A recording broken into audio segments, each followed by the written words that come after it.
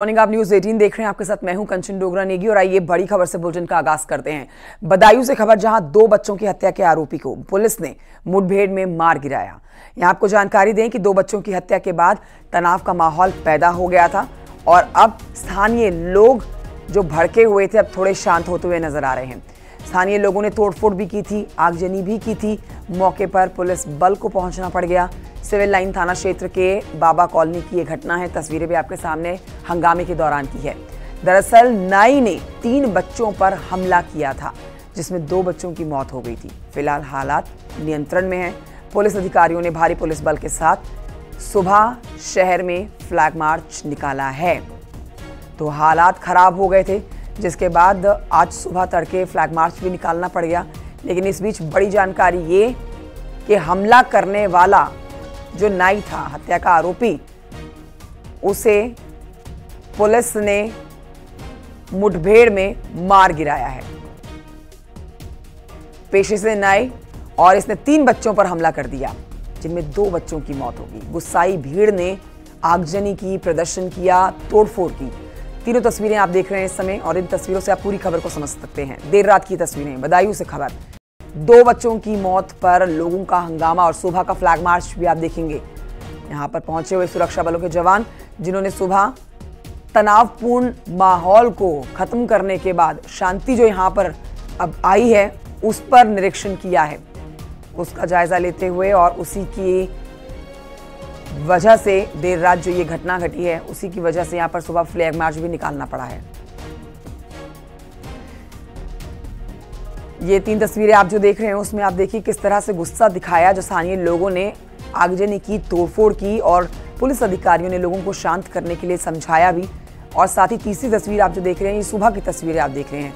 Flag march निकाला गया है सुरक्षा बल की तरफ से। तनावपूर्ण हालात अब इस इलाके में नहीं है, लेकिन फिर भी ये सुनिश्चित करना सुरक्षा बल का काम है और इसीलिए फ्लैग मार्च सुबह निकाला गया है। देखिए, हमको यहाँ पर एक दुर्भाग्यपूर्ण घटना हुई जिसमें कि 2 बच्चों की नृशंस हत्या हुई और इस हत्या की सूचना पर पुलिस भी मौके पहुंची और वहां पर से अपराधी का पीछा किया गया। बाद में अपराधी जो था उसने पुलिस पर फायर करने का प्रयास किया, फायर किया। पुलिस ने अपने बचाव में फायर किया। इस एक्सचेंज ऑफ फायर में उसकी जो है अपराधी की जो मौके मौत हो गई और उसको जो है पुलिस आगे पर कार्रवाई कर रही है। तो ये बदायूं की बड़ी खबर जिस पर आपको इस समय की ताज़ा अपडेट्स और तस्वीरें भी दिखा रहे हैं। ताज़ा अपडेट यही कि जो हत्यारोपी था उसको मुठभेड़ में पुलिस ने मार गिराया है। और ये सुबह की तस्वीरें जो देख रहे हैं इस समय यहाँ पर शांति व्यवस्था बरकरार है। देर रात शांतिपूर्ण माहौल जो खराब हुआ, शांति व्यवस्था जो खराब हुई इस घटनाक्रम के बाद, उसके बाद ही सुबह फ्लैग मार्च निकाल के पूरे इलाके में लोगों को एक बार फिर से समझाया जा रहा है। लोगों ने अपना आक्रोश दिखाया था, आगजनी की थी, तोड़फोड़ की थी। 3 बच्चों पर इस नाई ने जो हमला किया उसमें 2 बच्चों की मौत हो गई थी और इसी वजह से परिजन और जो आसपास के लोग उन्होंने अपना आक्रोश दिखाया, तोड़फोड़ की, आगजनी की। 3 तस्वीरें आप देख रहे हैं इस समय। बड़ी खबर आपको बता रहे हैं इस समय मौके पर भारी संख्या में सुरक्षा बलों की तैनाती की गई है। शांति व्यवस्था खराब एक बार फिर से ना हो और इसीलिए यहां पर इस समय भी ताजा अपडेट जो आपको दे रहे हैं, सुरक्षा बलों की तैनाती की गई है। हत्या का जो आरोपी आप देख रहे हैं बदायूं में डबल मर्डर का, उसको मुठभेड़ में पुलिस ने मार गिराया है। लेकिन एक बार फिर से शांति व्यवस्था खराब ना हो, जिसके लिए इस समय भी वहां पर सुरक्षा बलों की तैनाती है। सुबह फ्लैग मार्च भी निकाला गया है। 2 बच्चों की मौत होगी और 1 बच्चा जो घायल हुआ है उसका अस्पताल में इलाज इस समय जारी है।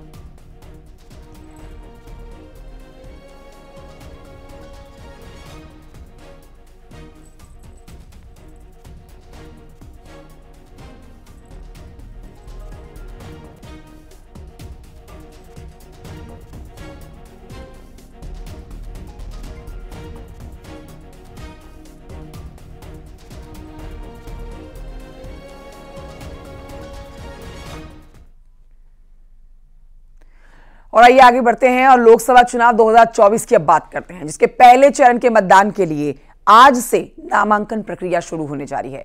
यूपी में सभी 7 चरणों में चुनाव होने हैं। पहले चरण में यूपी की 8 लोकसभा सीटों पर वोटिंग होनी है। नामांकन आज से शुरू किया जाना है और आज से नामांकन प्रक्रिया जो शुरू होगी उसमें बेहद महत्वपूर्ण नामांकन दाखिल करने वाले उम्मीदवारों के लिए आज का दिन। पहले चरण में यूपी की जिन 8 सीटों पर नामांकन प्रक्रिया शुरू होगी उसमें सहारनपुर है, कैराना है, मुजफ्फरनगर है, बिजनौर है, नगीना है, मुरादाबाद है, पीलीभीत सीट शामिल है। इन सीटों पर नामांकन की आखिरी तारीख जो है 27 मार्च है और नामांकन पत्रों की जांच 28 मार्च को होगी। हालांकि इन सीटों में अब भी कुछ ऐसे लोकसभा क्षेत्र हैं, सीटें ऐसी हैं जहां पर उम्मीदवारों के नामों की घोषणा करना अभी बाकी है। तीसरी लिस्ट का इंतजार किया जा रहा है जिसमें बाकी के बचे हुए नामों की घोषणा कर दी जाएगी। बहरहाल आज से नामांकन प्रक्रिया शुरू हो रही है और नामांकन दाखिल करने का 27 तारीख तक का समय है। 27 मार्च तक नामांकन दाखिल किया जा सकता है। नामांकन पत्रों की जांच 28 मार्च को होगी। पहले चरण का मतदान 19 अप्रैल को होगा। तो पहले चरण की तैयारी उन सभी उम्मीदवारों ने जमकर शुरू कर रखी है। बीजेपी के वो प्रत्याशी जिनके नाम घोषित कर दिए गए हैं चुनाव प्रचार में लगे हुए हैं। जनता को सरकार की उपलब्धियां बताई जा रही हैं। अब तक क्या क्या काम हर क्षेत्र के लिए किए गए हैं। महिला, किसान, बच्चों की शिक्षा, नौकरी, रोजगार से जुड़ी हुई ये सब अहम मुद्दे जिनको एक बार फिर धरातल पर लोगों के सामने पहुंचाने की अब कवायद शुरू हो चुकी है। तो यूपी में पहले चरण की कई सीटों के लिए अभी उम्मीदवारों का ऐलान होना बाकी है। आज से नामांकन प्रक्रिया हालांकि शुरू हो रही है जिसमें कैराना, मुजफ्फरनगर और नगीना ऐसी सीटें हैं जहां तीनों दलों ने प्रत्याशियों का ऐलान कर दिया है। ये वो 3 सीटें जहां से उम्मीदवारों के नामों की घोषणा हो चुकी है। 8 सीटों पर पहले चरण में मतदान होगा। उत्तर प्रदेश में तीनों दलों ने प्रत्याशियों का जो ऐलान कर दिया है उसमें आप देख रहे हैं ग्राफिक्स के जरिए कौन कहां से चुनाव लड़ने वाला है। दलों की बात आप करते हैं तो बीएसपी ने यहां रामपुर को छोड़कर अन्य 7 सीटों पर प्रत्याशियों का ऐलान कर दिया है। बीजेपी ने सहारनपुर, मुरादाबाद, पीलीभीत से अभी नामों का ऐलान नहीं किया है। इन्हीं सीटों पर सबकी निगाहें टिकी हुई हैं। समाजवादी ने अभी तक सहारनपुर, मुरादाबाद, रामपुर और पीलीभीत से प्रत्याशी नहीं उतारे हैं।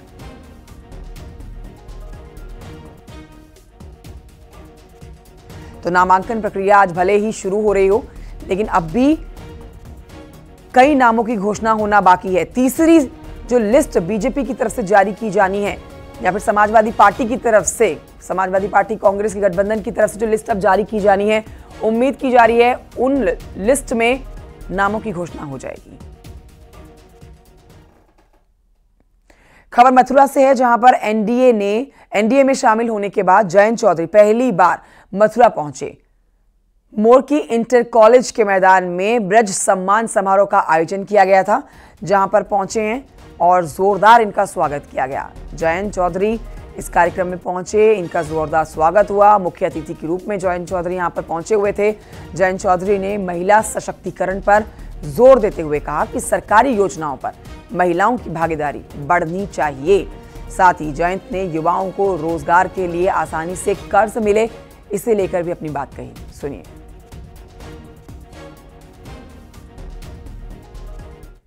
आगे आओ, आगे गली में सारा दर्द भुलाते हुए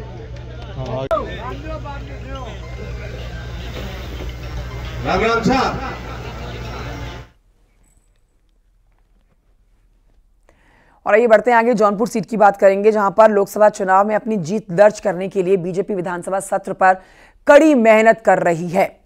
शाहगंज विधानसभा क्षेत्र में बीजेपी के लोकसभा चुनाव कार्यालय का उद्घाटन करने के लिए योगी सरकार के राज्य मंत्री गिरीश चंद्र यादव यहां पहुंचे। मीडिया से बातचीत भी उन्होंने की। राज्य मंत्री गिरीश चंद्र यादव ने अखिलेश यादव पर जमकर हमला बोला।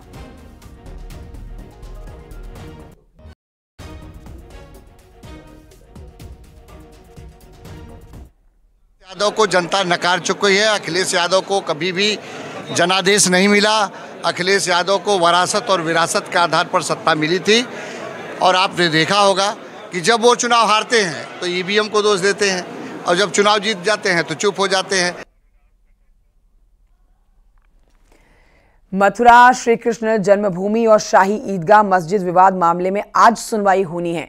इलाहाबाद हाईकोर्ट में दाखिल अर्जियों की पोषणीयता पर आज सुनवाई होगी। हाईकोर्ट में जस्टिस मयंक कुमार जैन की सिंगल बेंच में ये सुनवाई होने जा रही है। सबसे पहले मुस्लिम पक्ष की ओर से बची हुई दलीलें पेश की जाएंगी। पिछली सुनवाई पर मुस्लिम पक्ष की ओर से मूल बात पर बहस हुई थी। हाईकोर्ट में हिंदू पक्ष की तरफ से दाखिल की गई याचिकाओं की पोषणीयता पर बहस हो रही है। मुस्लिम पक्ष की बहस पूरी होने के बाद हिंदू पक्ष को अपनी दलीलें पेश करने का मौका मिलेगा।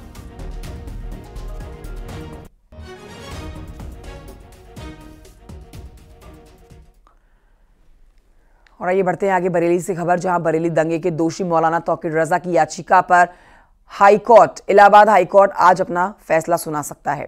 बरेली कोर्ट से दोषी करार दिए जाने और 2 गैर जमानती वारंट जारी इनके खिलाफ किए जाने के फैसले को इलाहाबाद हाईकोर्ट में चुनौती दी गई थी।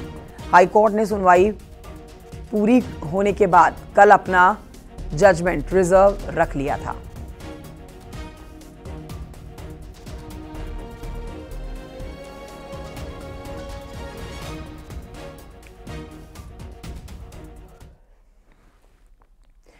ताजमहल घूमने आई एक महिला पर्यटक की अचानक से ताजमहल के अंदर तबीयत बिगड़ गई। महिला को आनन फानन में इलाज के लिए अस्पताल लेकर गए, जहां डॉक्टरों ने उन्हें मृत घोषित कर दिया। हरियाणा की रहने वाली 74 साल की पार्वती अपनी ननद के साथ कल यहां ताजमहल घूमने आई हुई थी। ताजमहल के अंदर ही चक्कर खाकर वो फर्श पर गिर पड़ी, जिसके बाद एएसआई और सीआईएसएफ के द्वारा उनको इलाज के लिए अस्पताल में भर्ती कराया गया और डॉक्टरों ने इन्हें मृत घोषित कर दिया। महिला की मौत हार्ट अटैक से हुई है, ऐसी आशंका जताई जा रही है।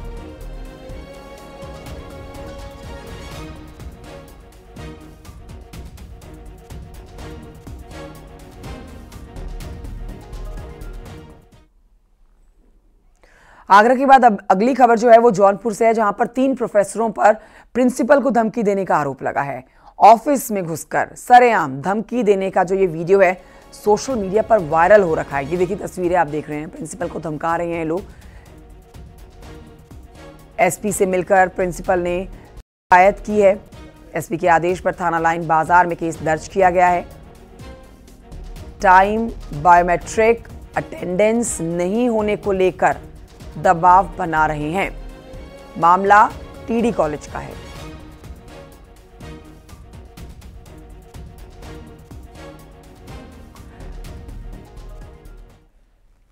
और आइए बढ़ते हैं आगे, आपको बताते हैं मथुरा वृंदावन में होलिकोत्सव मनाया जा रहा है। आज रंग भरनी एकादशी पर कृष्ण जन्मभूमि पर होलिकोत्सव मनाया जाएगा।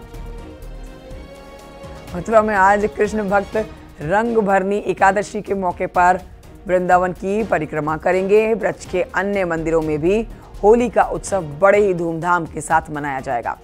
मथुरा स्थित द्वारकाधीश मंदिर में भगवान बड़ी बड़ी पिचकारियों से भक्तों के साथ होली खेलेंगे, तो वहीं कृष्ण जन्मभूमि पर भी दोपहर बाद लठमार और फूलों की होली का आयोजन किया जाएगा।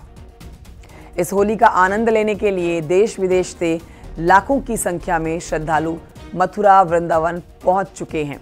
नंदगांव के चौक पर रंग बिरंगे परिधानों और सोने चांदी के आभूषण को पहनकर सजी हुई नंदगांव की होलियारिनों ने कल लठमार होली खेली थी।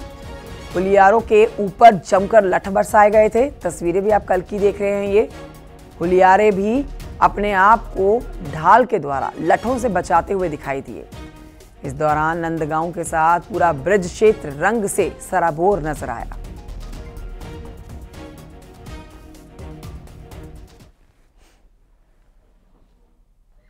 और आइए बढ़ते हैं आगे लखनऊ से खबर, जहां पर जीएसटी के डिप्टी कमिश्नर धनेंद्र कुमार पांडे घूस लेते हुए गिरफ्तार किए गए हैं। जी हां, जीएसटी के डिप्टी कमिश्नर हैं धनेंद्र कुमार पांडे, जिनकी तस्वीर भी आप देख रहे हैं। इसने 2 लाख घूस में लेते ही ने रंगे हाथों गिरफ्तार किया है। यहां आपको जानकारी दें, धनेंद्र पांडे जीएसटी जोन 20 के डिप्टी कमिश्नर हैं। 20 लाख रुपए का जीएसटी रिफंड पास करने के लिए रिश्वत ली जा रही थी।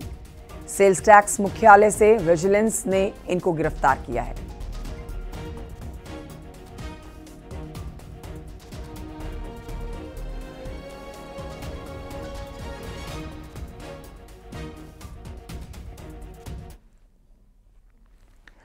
खबर पीलीभीत से, जहां खेत पर काम करने गए किसान पर बाघ ने हमला बोल दिया। घटना को देखकर आसपास के जो लोग हैं वो डर गए और आसपास के लोग खेतों में काम कर रहे थे। किसानों में हड़कंप मच गया इस घटना के बाद।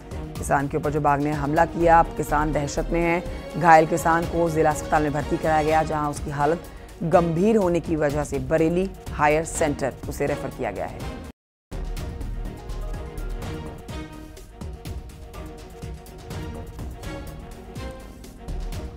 हमारे खेत पे गए थे, तो वहाँ पे तैयारी से पहले बैठा था और उनको नहीं पता था, उसके बाद से हमला कर दिया और ज्यादा ही गहरा कुछ हमला कर दिया। कितने दिन से बाघ वहाँ पर मौजूद है? वहाँ पे पता नहीं कितने दिन से बाघों से तो नहीं मिल रहा है। तो वन विभाग वाले वहाँ जाते हैं, नहीं जाते? ये वहाँ पे वन विभाग वाले कोई नहीं जाते और ना किसी को मतलब देखा है। अभी हम लोग लेके भी आए हैं, उसके बाद भी यहाँ कोई उपलब्ध है, कोई नहीं आया यहाँ पर? नहीं, कोई भी नहीं आया। कुशीनगर में सड़क हादसा हुआ है। पटरोना कोतवाली क्षेत्र, दो बाइकों की आपस में टक्कर हो गई। यहाँ टक्कर इतनी जोरदार थी कि बाइक सवारों की 2 लोगों की ऑन स्पॉट मौत हो गई। 3 लोग घायल भी हुए हैं। गंभीर रूप से घायल लोगों को अस्पताल में भर्ती कराया गया है।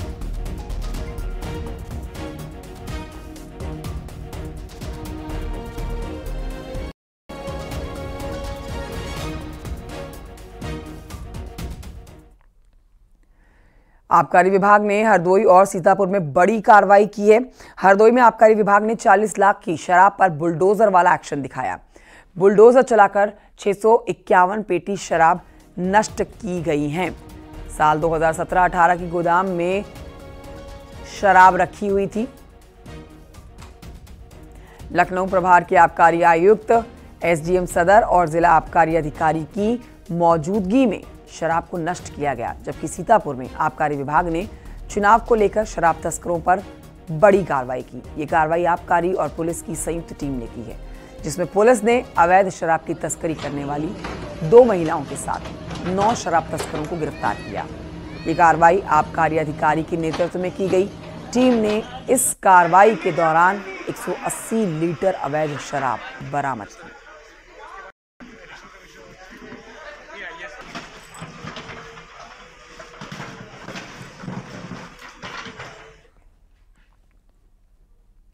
अमरोहा में ससुराल पक्ष से चल रहे विवाद में बहू पेंटर गई। बहू ने ससुराल के मकान पर लिख दिया कि यह मकान विवादित है।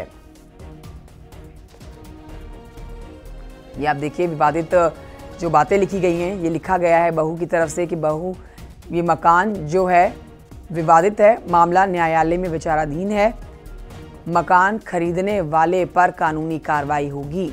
मकान पर बहू के ये लिखने के बाद सास ने सोशल मीडिया प्लेटफॉर्म एक्स पर पोस्ट करके अधिकारियों से सुरक्षा की गुहार लगाई है।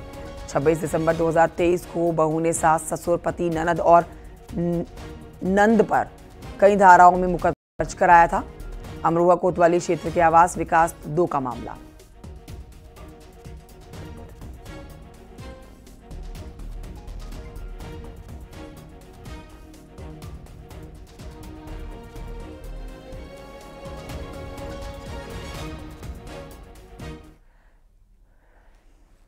आगरा के वायु विहार में बम मिलने की सूचना से पुलिस विभाग में हड़कंप मच गया। पुलिस को बम की खबर 112 नंबर पर मिली थी। बम मिलने की खबर पर तमाम थानों की फोर्स घटनास्थल पर पहुंच गई। बम की सूचना पर बम निरोधक दस्ता भी यहां पहुंचा। डीसीपी सिटी ने बताया कि पुलिस को जगदीशपुरा क्षेत्र के वायु विहार में पेट्रोल पंप के पास बम होने की सूचना मिली। बताया गया है कि खोखे के नीचे कोई संदिग्ध वस्तु है। उन्होंने ये भी बताया कि इसका एक वायर मिला है जो मार्बल के एक डिब्बे से कनेक्टेड है। इसकी जांच की जा रही है। इस घटना की जानकारी एटीएस और आईबी को भी दे दी गई है। बता दें आपको, पुलिस ने इस मामले में एक आरोपी को गिरफ्तार भी किया है। गिरफ्तार किए गए आरोपी का नाम प्रसाद है। इस आरोपी का नाम गया प्रसाद है और प्यार में असफल होने पर आरोपी ने खोखे के नीचे बम रखा था।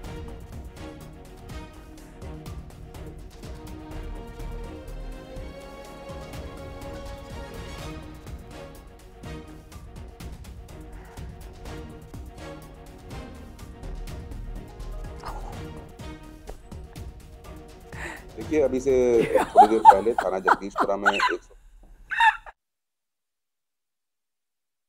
के नीचे कुछ संदिग्ध वस्तु रखी है और तत्काल इस सूचना पर थाना Jagdishpura police, SHO Jagdishpura, ACP लोहा मंडी और पुलिस लाइन से बीडीडीएस टीम मौके पर पहुंची। बीडीडीएस टीम के द्वारा इसकी जानकारी की जा रही है। प्रथम दृष्टया जो एक्सरे मशीन जो एक्सप्लोजिव डिटेक्ट करने के लिए होती है, उसमें कोई ऐसा तथ्य सामने आया नहीं है।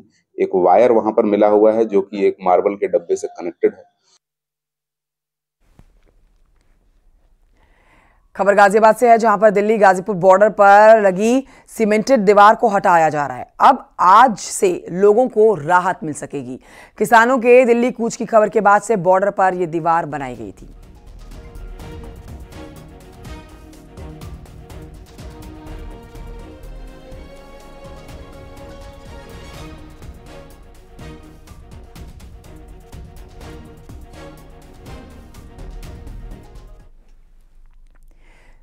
गाजियाबाद के बाद खबर उन्नाव से, जहां से दिल दहला देने वाला एक मामला सामने आया। प्रेमी के साथ पकड़ी गई प्रेमिका को परिवार वालों ने जमकर पीटा। दोनों की पिटाई के बाद लड़की के परिवार वाले उसे घर ले आए और फिर पिटाई की गई। इस घटना के बाद युवती ने फांसी लगाकर आत्महत्या कर ली। इस मामले में पुलिस ने 7 आरोपियों को गिरफ्तार किया है। फतेहपुर 84 थाना के रूपपुर चंदेला गांव की घटना है।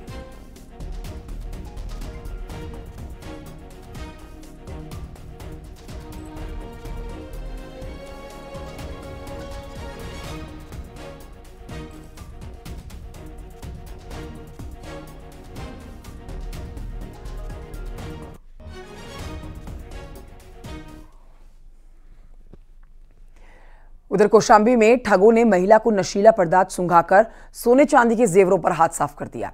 महिला की सूचना पर पहुंची यहां पुलिस मामले की जांच पड़ताल में जुटी हुई है। पीड़िता ने बताया कि शातिर वॉशिंग पाउडर के एजेंट बनकर आए थे। जब उसने वॉशिंग पाउडर खरीदने से मना कर दिया तो ठगों ने पीने के लिए पानी मांगा। महिला के अंदर जाने पर दोनों शातिरों ने नशीला पदार्थ सुंघाकर जेवर लूट लिए, साथ ही 13,000 कैश भी ले गए। घटना सैनी थाना क्षेत्र के थुलबुला गांव की है।